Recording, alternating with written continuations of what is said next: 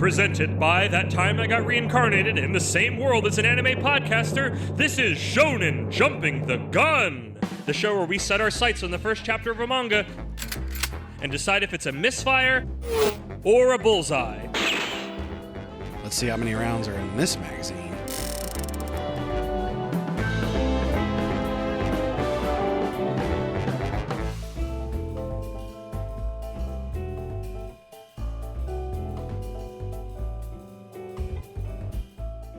And next up onto the ice, Dogsred.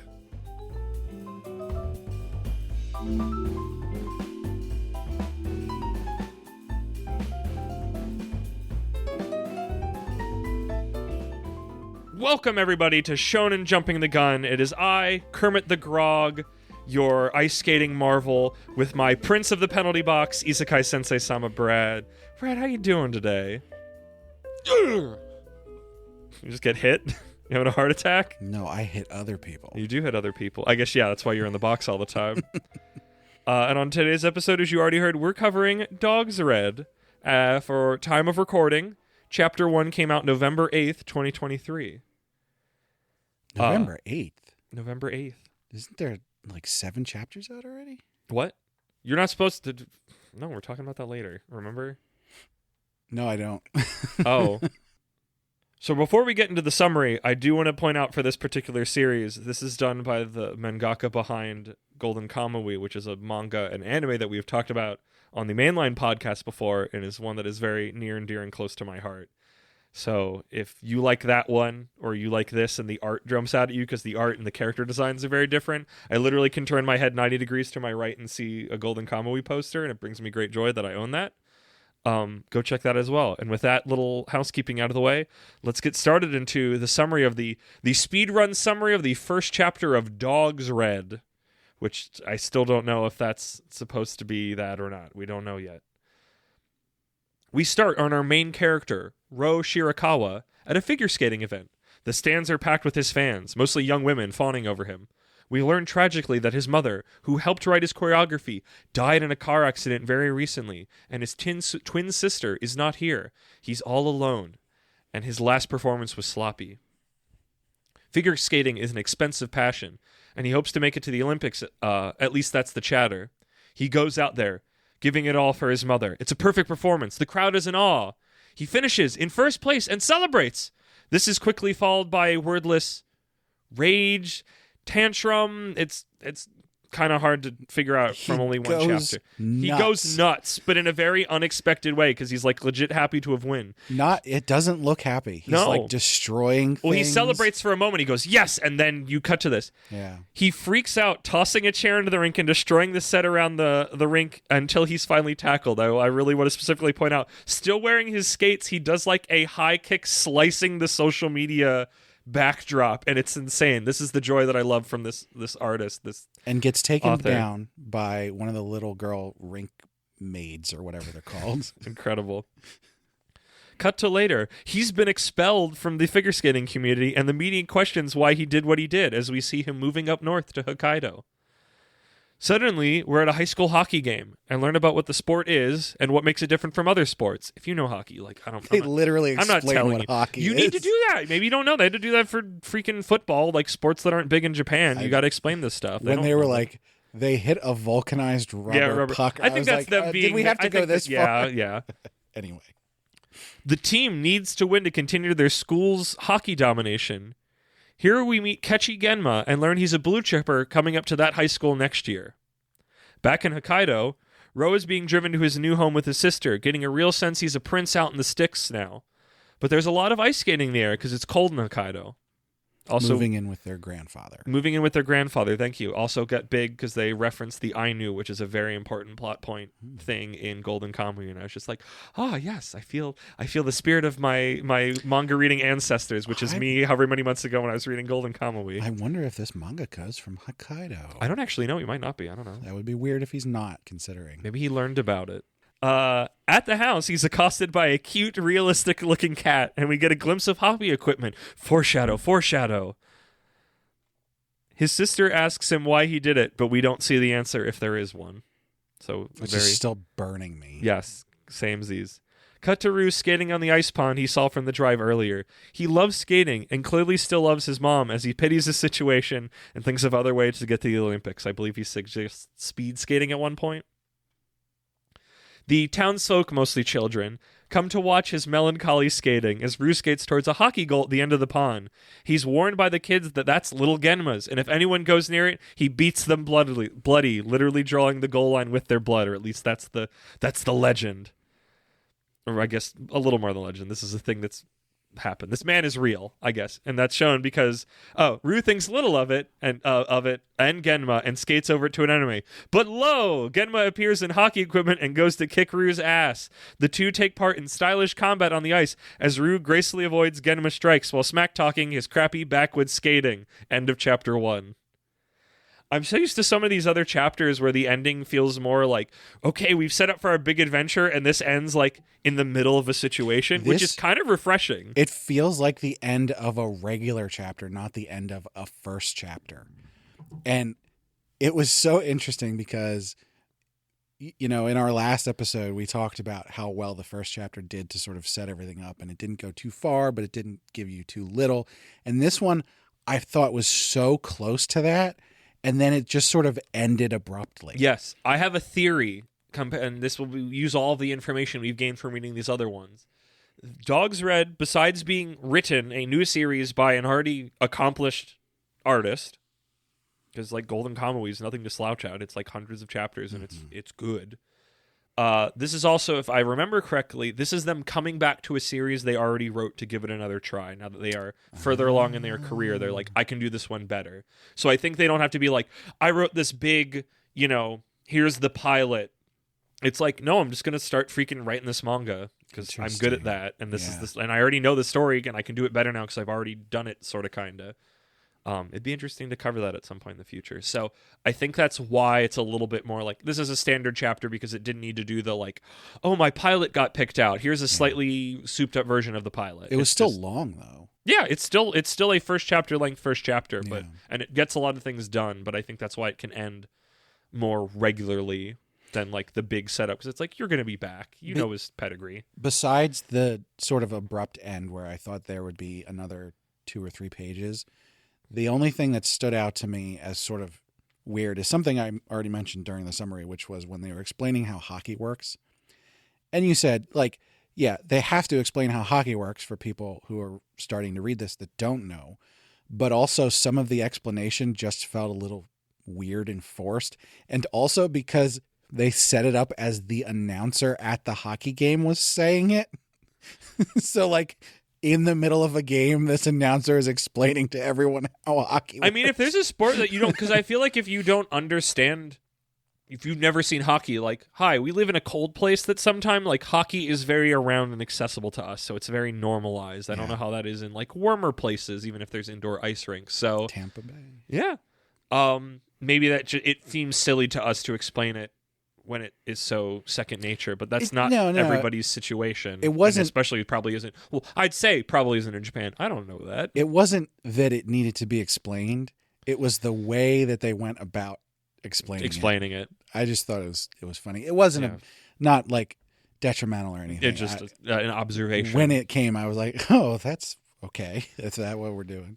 So my summary cannot capture the energy of this series. And again, I'm cribbing a lot of things because there's a lot of that same energy from Golden Kamuy where it can tackle serious things, but it is also just funny and silly and very wacky and kinetic at moments. Like watching him, especially like we've covered 2 on Ice on here, which is so much more like pretty in its performance, and watching him do his thing is the most like intense, like all the movements, you just the movement lines and all of it, like you can feel it. It feels all the energy and the way he's putting it into it, and he does he puts his leg up to his thing and it's this big comical bend, and like, and just the comedy of like all these female fans fawning over him as he's having like a hissy fit then, and that he's like, it's neat having a main character who I want to see more of, but who is just like a prissy little like a prissy little prince, pretty much. So I actually haven't been convinced that he's prissy. Like, he's certainly got maybe the not flow prissy, and but because he's like, like he feels very out of place more than just a regular city dweller. Maybe it's just because he's a city dweller now in the backwoods, but like he's more like the fact that like, oh, that's little Genma's thing, and he's like, that's dumb, I'm gonna skate over there, and then he does it, and then Genma starts fighting, and he just dodges him and then continues to smack talk him, but not in like the hot-blooded shonen protagonist way. It's just like, you freaking underclass, like, and it's just like, you don't see protagonists like that ever, at least I don't, and it was just like, this is neat. Like, he's not a full-on jerk. He's just but he's kind of self-absorbed a little. Like, he's a little narcissistic, and that's like neat to have in a way that I'm like, I don't know if it's specifically set up that he's going to have to overcome that, but also like characters that this manga artist creates, like in Golden Kamuy, are like sometimes a little bit more exaggerated and cartoony in their personalities, which I appreciate. And I do have to say, so while I think the art in this is pretty good, obviously, you know, from that mangaka, they know what they're doing. But I found it very jarring because if you look at the main character, he looks like a man. Yeah, he looks like he's 20, 21 maybe. At like a minimum. And then within the first couple pages, they're like, and he's in middle school. Yeah. And I went, what the? No, and then you see actual children later, and it's like, what happens to these in this place, in this setting, where the children just instantly go from like tiny bloboids to like, man. Yeah. And I was like, is this intentional? Like, it's just how he draws dudes. Trying to make him look older or what? There was a weird thing though when they were in the car. So I was reading it on the desktop, so I had both 2 pages open at once. Yeah. As opposed to on mobile where yeah, I'm one by one. And the one scene when they're in the car, on the one side, you see the sister and him, and they're like in the car on the side, right? Yeah. And they're talking. And then on the other page, you see the sister again. I think they're out of the car at this point. And the 2 pictures of the sister are very close together. They're right in the middle. They look different. They didn't look different, but they did. It was very strange because I'm looking at it and I'm like, when she's in the car, she looks like she's too old. And they're twins, okay? Yeah. But then when I'm looking at the one on the left, when she's not in the car, suddenly she looks younger and more appropriate. And I couldn't put my finger on what it was that made them look different because from just a glancing perspective, they look identical. She was identifiable, but there was just something. I mean, also to continue to pull from Golden Kamuy, like all the designs, most of the designs we've seen for major characters in Chapter 1 all look like characters, like specific characters from Golden Kamuy that are like important. And some of it is, I think, just how he draws them. And I know there's more characters that show up later from like the cover art that look different, but are very clearly still his style. But there's some where it's just like, oh, it's this guy, you know. But yeah, I just thought that was the one thing that really stuck out to me, that it was like, this is weird, but okay. Yeah. But overall, I'm used to it now at this point, so it didn't dawn on me. So something probably important to note, and I've said this a bunch of times in past episodes at this point, I'm not into sports. Yeah. Except hockey.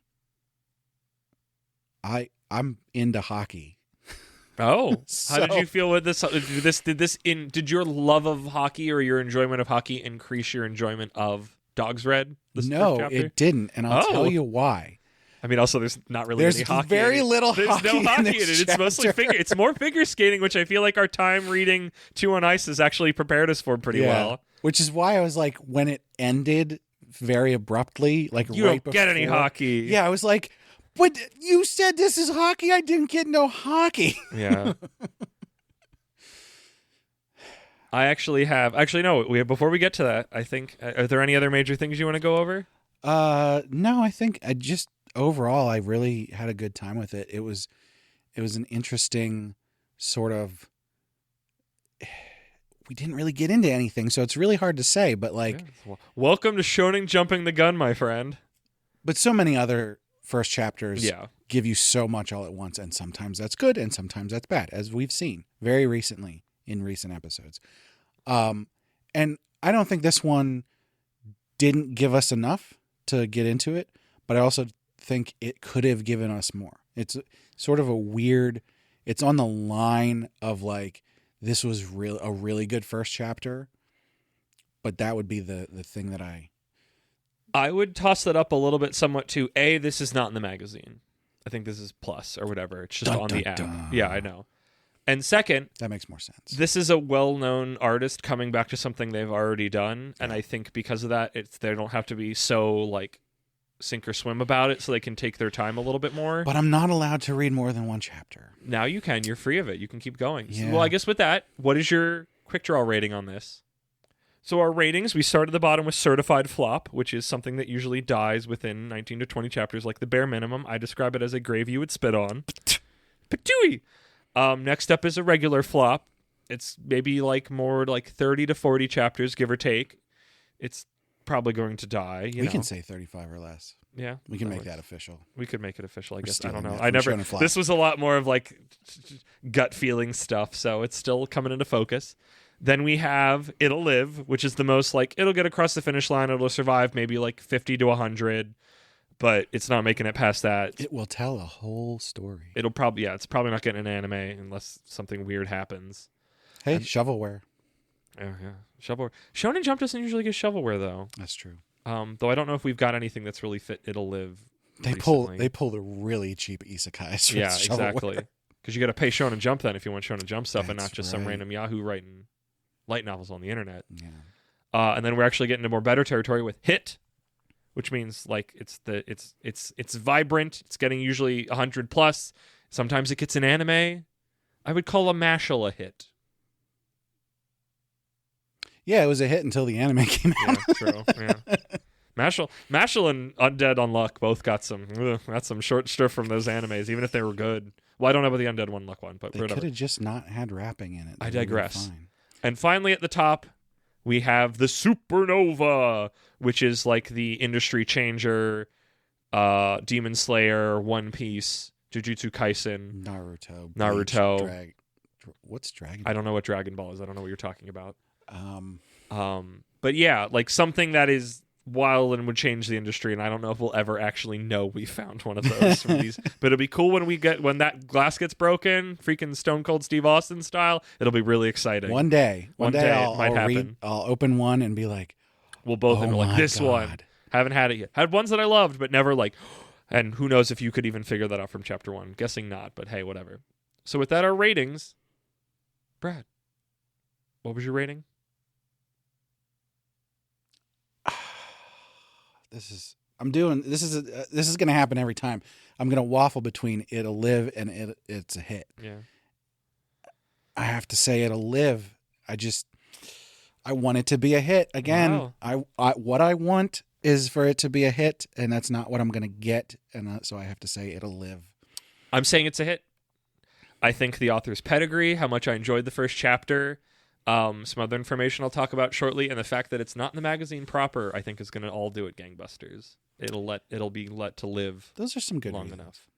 So with our ratings out of the way, we can step into where it's at now. So Dogsred was special because it wasn't in the magazine, and that before it got brought over to America, I guess more accurately, I should say, localized into English, we knew we were going to get it, and they let it build up, and we got a drop of 11 chapters all at once on November 8th. 11? Yes, all at once. No wonder I was like, wait a minute. Which It's is not long enough away that there was that many chapters. correct. Which is admittedly, I don't think it's intentional, but is very in tune with how they've been releasing Golden Kamuy, where we just get 10 chapters all in a go every season. Like Golden Kamuy's been done in Japan almost 2 years now. We're getting close to it. And I don't even know if it's not on the app, so I don't get to see it as much. Like, I don't even know if it's been fully localized yet. I wonder why that is. I don't know. I like it. It's a popular series. It's got an anime. It's got 4 seasons. I wonder if maybe the anime will be subbed before the manga officially. It might be done now. I don't know. Like I said, it's not on the app, so I don't see it as much. I wonder even though it's on the website. I wonder if the mangaka works with a specific translator and like actually works with them. And so they have like a specific schedule that they're working on. I have a little future vision. I do really want to read more of this, but my One Piece train has been keeping me away from the bare minimums. Somebody was hypothesizing is that they wanted to get an entire game out and localized at once. And also I feel like the Western market, I say American, but also like the Canadians, let's be real, with like for hockey. I feel like it could do extra well. Mm. Maybe not, big gangbusters freaking Spy Family style, but yeah, I think it's good beans. At time of recording, the latest chapter is chapter 13, released November 21st, 2023, and I think it's going to keep going for a while, like I said, between it not being in the magazine, so it's not in a spot, and the pedigree of its author and the quality of what I've read so far, and just how much nobody else makes characters like these, and I just love their goofy energy that's not like anything else, this heightened reality, but also like emotionally, like the fact that it's like they're making you sit and stew for why he did it, and I kind of love that. I just hope that the person writing it knows why, and I think he knows. I think he wouldn't be so harshly coy about the why if he didn't know. Well, I'm going to keep reading it. I'm going to keep reading it too. Thank you, everybody, for listening to another episode of Shonen Jumping the Gun, where we covered Dogsred.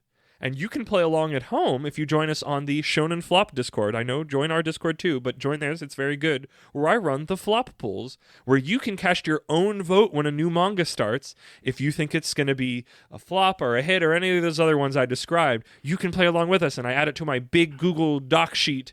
And then we look back and laugh about how right or wrong we were. And it's very interesting to see the colors shift sometimes from everybody going, this'll live, to, and sometimes vice versa. I don't know. It's still fairly new. We only have, I believe, 4 series right now, and more all the time. So come on and join us. You'd put a little frog head to determine Kermit, and I'll be there and count your vote. It's a good time.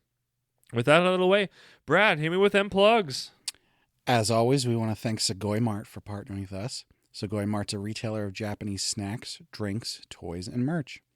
They have a lot of cool stuff that you just can't get outside Japan. You can check the link in the description or use code APR15 at checkout to get 15% off your first order, which also helps us out. And we want to know what you think on social media, which you can find links for on our website, animepodcasterreincarnation.com. You can also leave comments about these podcast episodes and also find other posts and reviews. And don't forget to come chat with us on Discord. We've also got a Patreon for you to check out. Supporters of our Patreon get perks like getting to vote on which series to cover on heroin addiction, as well as getting the high-quality stereo version of the podcast early. And we'd love to hear what perks you'd like. And of course, we can't forget our patrons. First off, at our Reincarnator tier, we have Cake Dwarf and Moon. Next, at our Merchant tier, we've got Kill Hour. And last but certainly not least, at our Commoner tier, we've got Rena. Thanks so much. Thank you once again for listening, and make sure you listen to our mainline podcast, That Time I Got Reincarnated in the Same World as an Anime Podcaster. And Brad, I know we're the #1 podcast, but I'm done! I can't do this anymore! Just...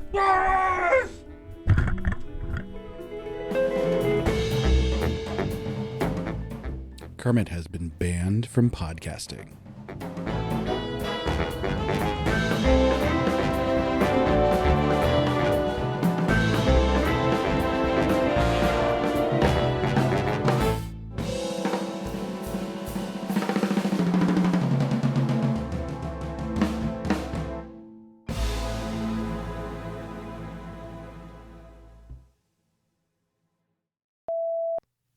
Mama We'll workshop killed a that. man. The timer's going down. I gotta get to this. Put a gun against his head.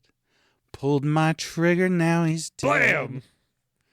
Mama, life had just begun, but now I've gone and thrown it all away.